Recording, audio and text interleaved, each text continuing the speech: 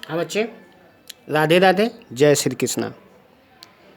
मैं आपको आज बताने जा रहा हूँ ऑर्गेनिक केमिस्ट्री में क्रियात्मक समूह क्या होता है। क्रियात्मक समूह माने फंक्शनल ग्रुप क्या चीज़ होता है। तो देखिए, ये देखिए CH4, यह CH4 एथीन। एथीन में अगर यह H किसी समूह द्वारा किसी परमाणु या समूह द्वारा विस्थापित हो जाए तो इसके गुण बदल जाएं। जैसे यहाँ पर हट करके यहाँ पर Cl आ जाए, Cl, यह देखिए Cl आ गया, या इसके जगह पर H C H H OH आ गया। अब ये देखिए मेथेन का ही रूप है, लेकिन इसमें एक हाइड्रोजन परमाणु हट करके उसके जगह पर क्या चीज़ आ गया, Cl आ गया।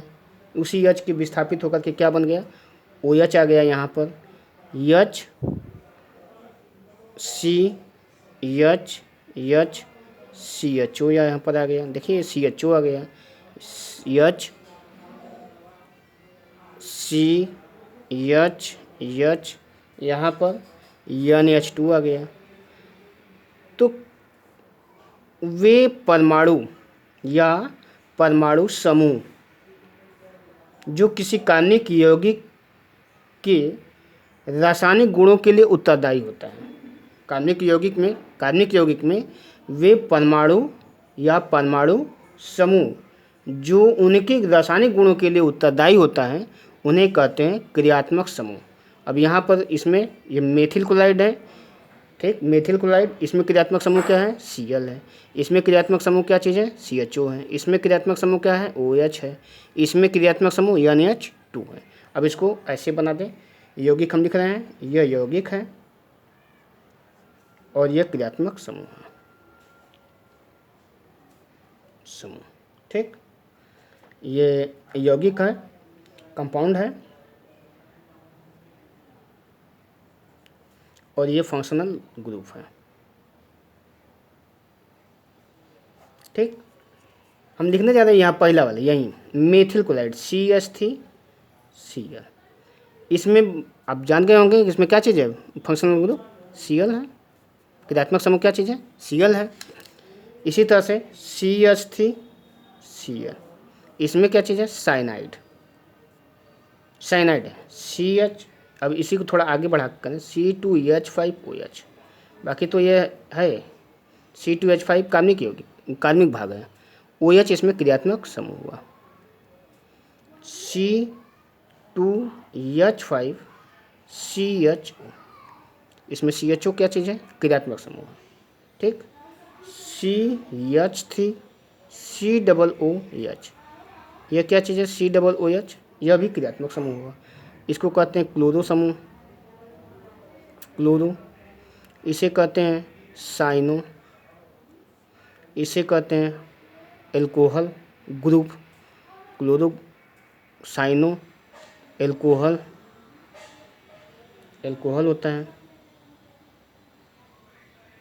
एल्डिहाइड, कार्बोक्सिलिक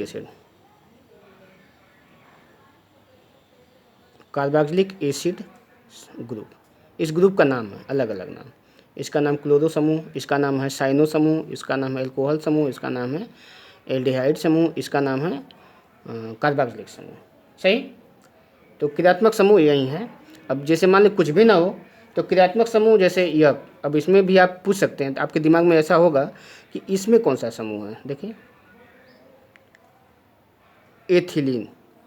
अब आप पूछ सकते हैं कि इसमें भी तो रासायनिक गुण के लिए उत्तरदायी है, तो इसमें ग्रुप नहीं लिया जाता है, फिर भी ये जो डबल बॉन्ड है, ये डबल बॉन्ड ही इसके लिए ग्रुप का काम कर रहा है, जो परिभाषा से हट कर है। परिभाषा तो ये है कि वो परमाणु या परमाणु समूह, इसमें परमाणु या परमाणु समूह न केवल बॉन्ड बता रहा है, तो ये क्रियात्मक समूह में नहीं आएगा। क्रियात्मक समूह न तो ये डबल बॉन्ड आता है और न तो ट्रिपल बॉन्ड आएगा, ये क्रियात्मक समूह नहीं है। देखिए यह क्रियात्मक समूह नहीं है, यह क्रियात्मक समूह नहीं है, यह भी क्रियात्मक समूह नहीं है, ठीक। तो क्रियात्मक समूह उसे कहते हैं जो रासायनिक गुणों के लिए उत्तरदायी, जो समूह, जो परमाणु या परमाणु समूह रासायनिक गुणों के लिए उत्तरदायी होता है उसे कहते हैं क्रियात्मक समूह। अब क्रियात्मक समूह के क्या गुण है ये भी बता दें। क्रियात्मक समूह नहीं, क्रियात्मक समूह के गुण नहीं, इसी के आधार पर श्रेणी बनाई गई, समजाति श्रेणी, होमोलॉगस सीरीज, होमोलॉगस सीरीज बनाई गई है। ठीक, homologous series, homologous series, homologous series, समजातीय श्रेणी, समजाति श्रेणी। ठीक, समजाति श्रेणी किसे कहते हैं? समजाति श्रेणी किसे कहते हैं? समान समूह को ध्यान में रखते हुए, सभी समान समूह को ध्यान में रखते हुए एक श्रेणी बनाई जाए। समान समूह को ध्यान में रखते हुए परमाणुओं यौगिक को परमाणु भार के बढ़ते हुए क्रम में रखने पर एक श्रेणी प्राप्त होती है। इस श्रेणी को कहते हैं समजाति श्रेणी, होमोलॉगस सीरीज। फिर से एक बार, भिन्न भिन्न कार्बनिक यौगिकों को समान क्रियात्मक समूह को ध्यान में रखते हुए एक श्रेणी बनाई जाए, परमाणु भार के बढ़ते हुए क्रम में एक श्रेणी बनाई जाए तो उस श्रेणी को कहते हैं समजाति श्रेणी। जैसे देखिए CH3 CH3Cl, ठीक, इसमें क्या चीज़ है? क्लोरो समूह है। इससे बड़ा C2H5Cl, ठीक, यह भी समजाति श्रेणी, इसका समजाति श्रेणी का दूसरा सदस्य यह है। तीसरा सदस्य इसका क्या होगा? C3, इसी से बड़ा C3H7Cl, सही, इससे बड़ा C4H7 के बाद 9Cl। इस तरह से Cn, देखिए इसमें संबंध दिखा रहा है, अगर ये C की संख्या 1 है तो ये 3 है, ये 2 है तो ये 5 है, ये 3 है तो 7, मतलब 1 दूनी 2 धन 1 बराबर 3। तो CnH2n + 1 Cl, ठीक, ये क्लोरो समूह हुआ, ये क्लोरो समूह है। इसी तरह से आगे इसमें ये क्लोरो समूह है,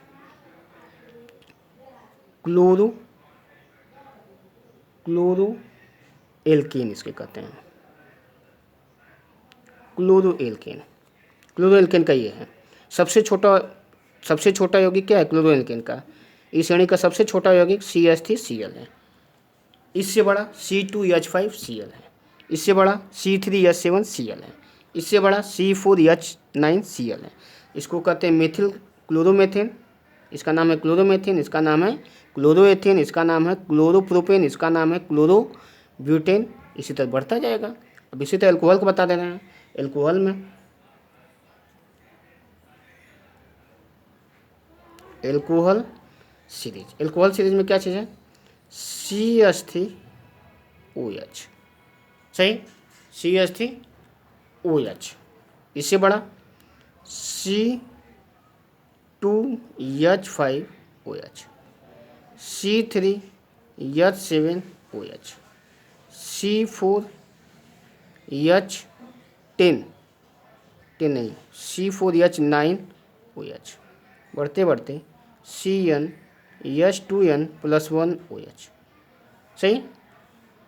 यह क्या चीज़ है? एल्कोहल श्रेणी है, एल्कोहल सीरीज है। इसका methyl alcohol, ethyl alcohol, propyl alcohol, butyl alcohol, IPSC नाम इसका अलग होगा, इसका नाम मेथेनॉल होगा, एथेनॉल होगा, प्रोपेनॉल होगा, ब्यूटेनॉल होगा। तो IPSC नाम ही आपको बताएंगे। ये है मेथेनॉल, एथेनॉल, प्रोपेनॉल, ब्यूटेनॉल, इसी तरह से सकता है। मतलब एक खासियत देखिए। अब समजाति श्रेणी की क्या खासियत हो रही है, इसी तरह से एक और श्रेणी भी लिख दे रहे हैं आपको समझने के लिए। HCHO एल्कोहल, ये एल्डिहाइड श्रेणी है। CH3CHO, C2H5CHO, C3H7CHO, CnH2n + 1, ठीक, CHO, ठीक। यह एल्डिहाइड श्रेणी है, एल्कोहल श्रेणी है और यह क्लोरो समूह है। समझ में आ गया?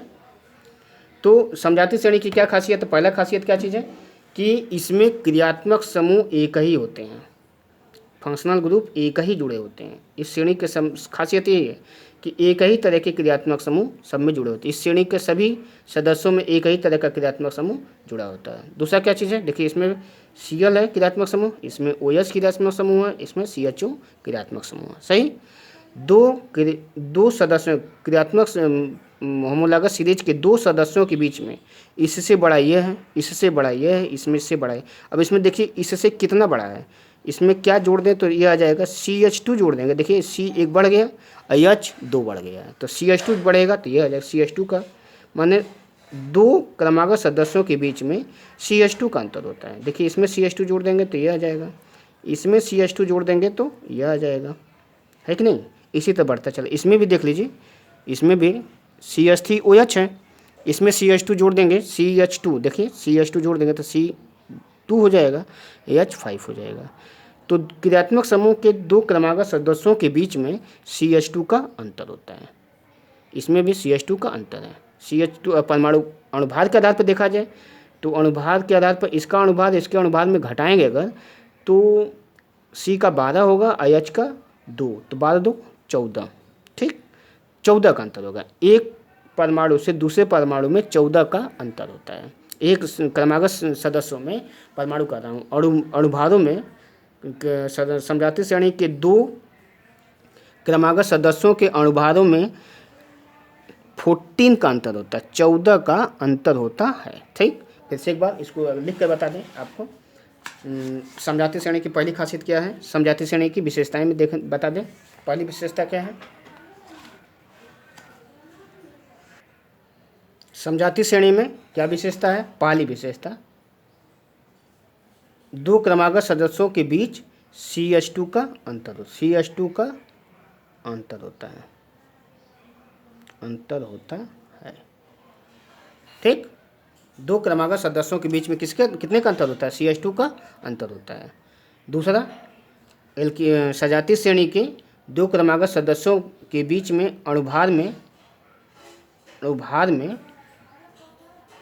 14 का अंतर होता है, अंतर होता है, ठीक। तीसरा क्या चीज़ है, समजातीय श्रेणी का ये समान सूत्र समान होता है, एक ही समजातीय श्रेणी का समान सूत्र समान होता है, ठीक, एक ही तरह का समान सूत्र होता है। जैसे एल्केन का सामान्य सूत्र क्या होगा, CnH2n+2, माने समजातीय श्रेणी के एल्कीन का समान सूत्र क्या होगा, CnH2n, सही। इसी तरह से इस जो अभी लिखवाए थे एल्कोहल का क्या होगा, समान सूत्र क्या होगा, CnH2n+1OH, ठीक। मतलब समजातीय श्रेणी के एक ही समजातीय श्रेणी के समान सूत्र समान होता है। चौथा क्या चीज़ है, समजातीय श्रेणी में एक ही प्रकार के विशिष्ट क्रियात्मक समूह होता है। समजातीय श्रेणी में एक विशिष्ट क्रियात्मक समूह होता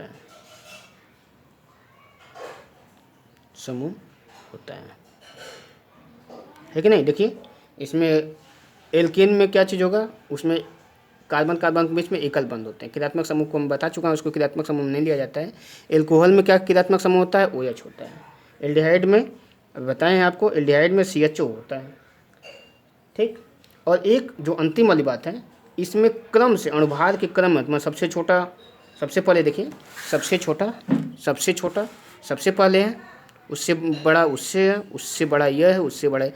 मतलब इनके रासायनिक गुण में भी, भौतिक गुण में भी और रासायनिक गुण तो समान होते हैं, भौतिक गुण भी क्रम से परिवर्तित होते हैं। माने इसका अणुभार कम होगा, उससे बड़ा यह होगा, उससे बड़ा यह होगा, उससे बड़ा, इसी तरह क्वथनांक गलनांक में भी क्रम से परिवर्तन होगा। इसी प्रकार से मतलब रासायनिक गुण तो करीब समान होते हैं, लेकिन भौतिक गुण क्रम से परिवर्तित होते हैं। जैसे ये प्रदर्शित करे रासायनिक गुण, उसी तरह ये भी करीब करीब प्रदर्शित कर, करीब करीब ये भी वही प्रदर्शित करता है, हूबहू नहीं, करीब करीब।